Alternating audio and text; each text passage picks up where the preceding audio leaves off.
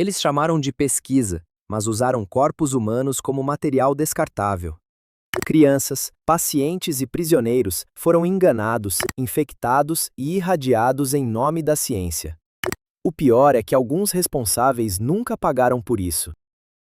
Número 12. Injeções de células cancerígenas no Jewish Chronic Disease Hospital. 22 pacientes idosos receberam injeções com células cancerígenas vivas, sem saber o que estava entrando em seus corpos. Foi esse fato que transformou um estudo hospitalar em um marco sobre consentimento. Em 1963, no Jewish Chronic Disease Hospital, no Brooklyn, o Dr. Chester M. Southam, do Sloan Kettering Institute, conduziu uma pesquisa sobre imunidade ao câncer em pacientes internados com doenças crônicas, com a ajuda de médicos do próprio hospital. O objetivo declarado era observar como o sistema imunológico humano rejeitava células cancerígenas. Mas os formulários de consentimento não diziam que as injeções continham esse tipo de célula. Dentro do hospital, 3 médicos se recusaram a participar, porque entenderam a fronteira ética que estava sendo ultrapassada.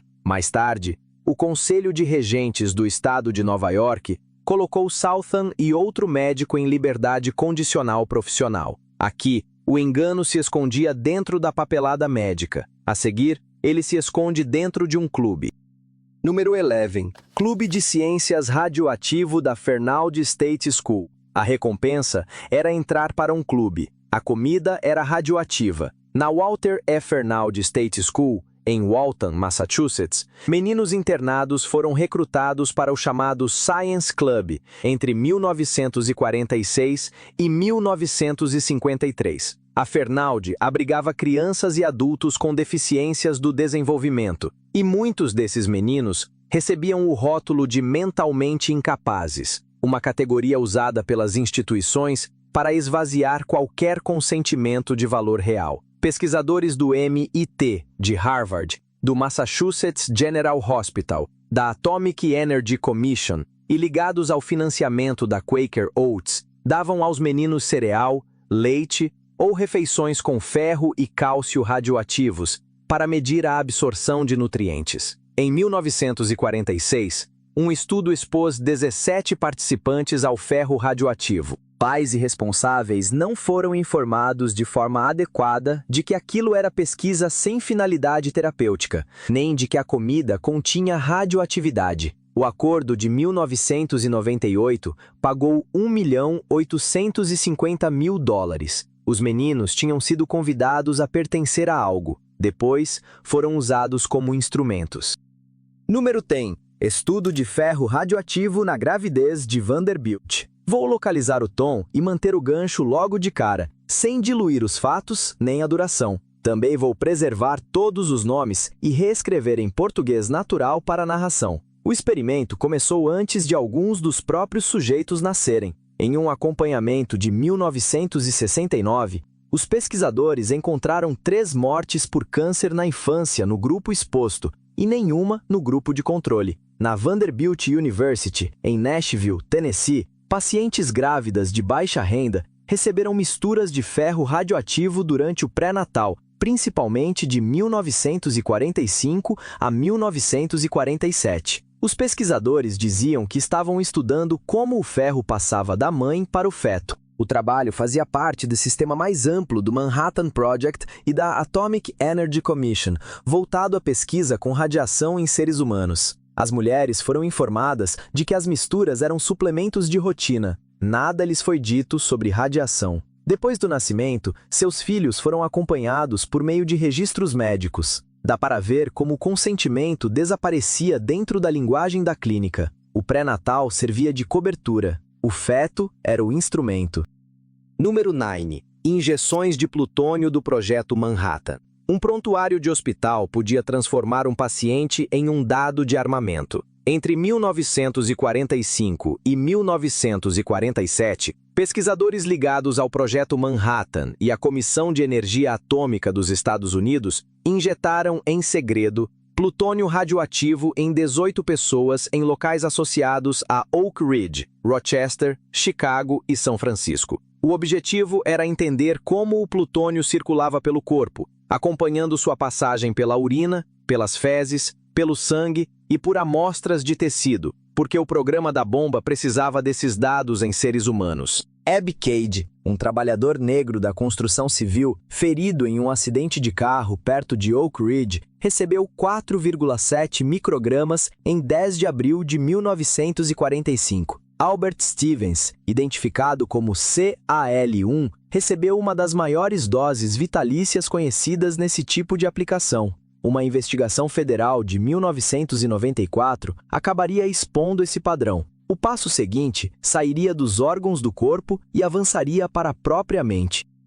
Número 8. Allen Memorial Institute, MKULTRA, Direção Psíquica. Entravam no Allen Memorial Institute, em Montreal, por depressão, ansiedade ou sofrimento pós-parto. Alguns saíam de lá com a memória em ruínas e feridas psicológicas que nunca mais desapareceram. Entre 1957 e 1964, o Dr. Ewen Cameron conduziu experiências ligadas ao projeto MKULTRA, financiado pela CIA, usando pacientes psiquiátricos como Linda MacDonald, que mais tarde afirmou ter perdido grande parte do próprio passado. Cameron chamava a primeira etapa de despadronização. Pacientes eram mantidos em sono induzido por medicamentos, submetidos à privação e manipulação sensorial, e recebiam eletroconvulsoterapia em níveis descritos como muito além do uso terapêutico normal. Depois, vinha o chamado direcionamento psíquico.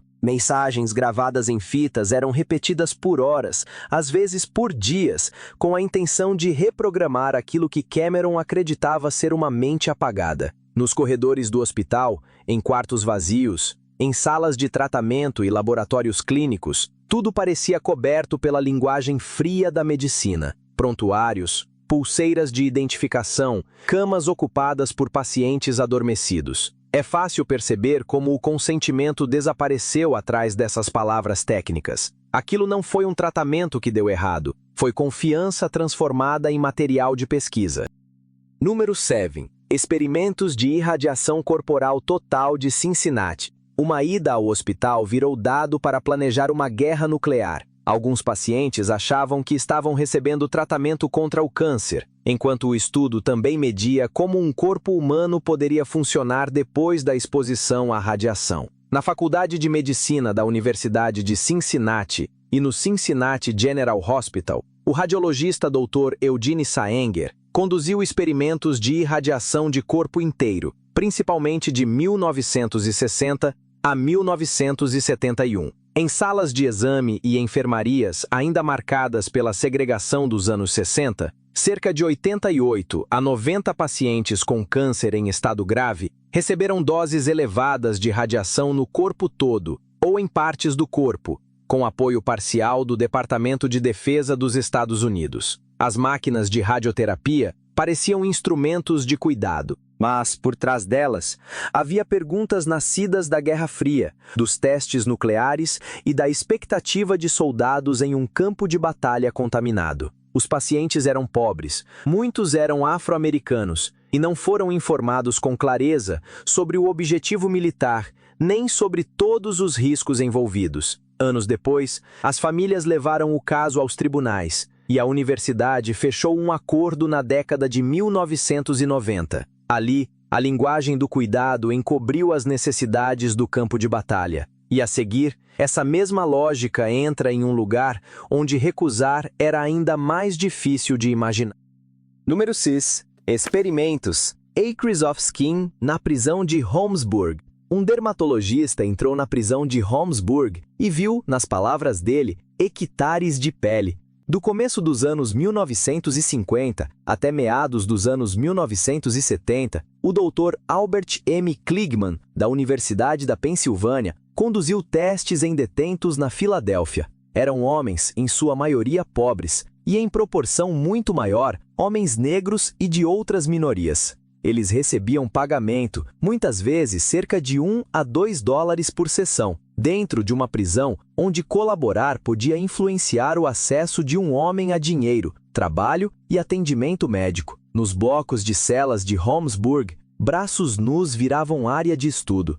Atrás das grades, formulários eram assinados, frascos se alinhavam em prateleiras de laboratório, luvas tocavam substâncias e salas médicas esperavam em silêncio. Os estudos envolveram cosméticos, medicamentos, isótopos radioativos, agentes infecciosos, queimaduras químicas, dioxina e substâncias psicoativas como LSD e BZ. Um estudo financiado pelo Exército analisou os efeitos de vapores venenosos sobre a pele. Em 1965 e 1966, a Dow Chemical pagou $10 mil para expor cerca de 75 presos à dioxina. O consentimento não desapareceu em segredo. Ele teve preço, passou por um processo e foi assinado.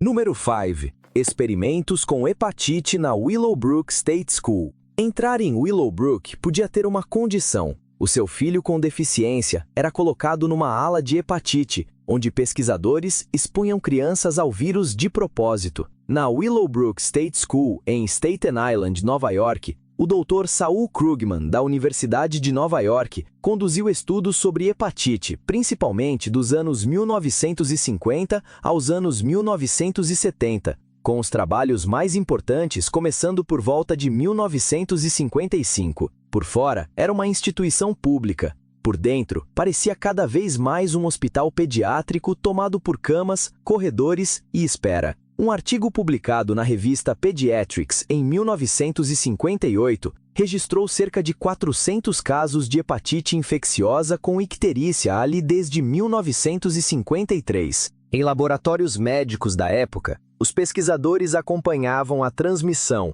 a evolução da doença e formas de prevenção, incluindo a gama-globulina. Às vezes, isso significava fazer crianças ingerirem material com o vírus, como se uma colher de remédio pudesse transformar a infância em experimento. Willowbrook vivia superlotada. Nos anos 1960, relatos apontavam que funcionava a 250% da capacidade. Dormitórios cheios demais, camas lado a lado, quartos escuros com leitos vazios apenas na aparência. E a ala de hepatite podia reduzir a fila de espera para uma vaga. Dá para entender como uma cama virou moeda de pressão. O consentimento não era livre.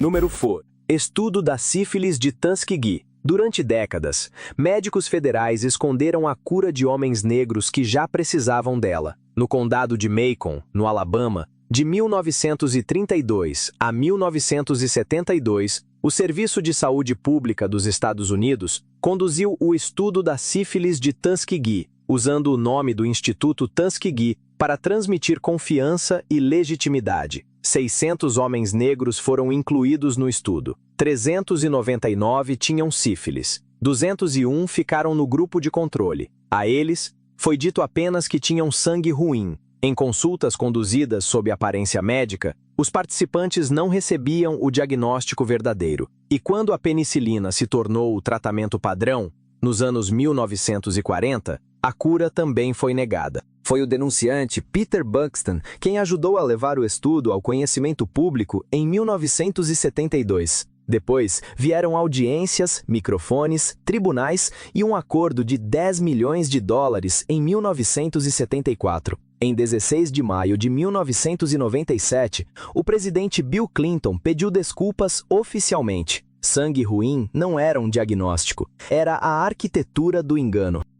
Número 3. Experimentos de inoculação de DST em Guatemala. Os arquivos ficaram enterrados por décadas, até que uma historiadora encontrou a papelada de um experimento que autoridades jamais defenderam em público. Entre 1946 e 1948, o Serviço de Saúde Pública dos Estados Unidos conduziu estudos de inoculação de doenças na cidade da Guatemala, na Penitenciária Nacional, em alojamentos militares e em um hospital psiquiátrico, com o Dr. John C. Cutler como uma figura central. Prisioneiros, soldados, profissionais do sexo, pacientes psiquiátricos e crianças foram expostos a sífilis, gonorreia e cancroide para testar prevenção e tratamento. Os registros indicam que pelo menos 1.308 pessoas foram expostas ou infectadas, incluindo pelo menos 497 inoculações de sífilis, com 87% apresentando sinais de infecção.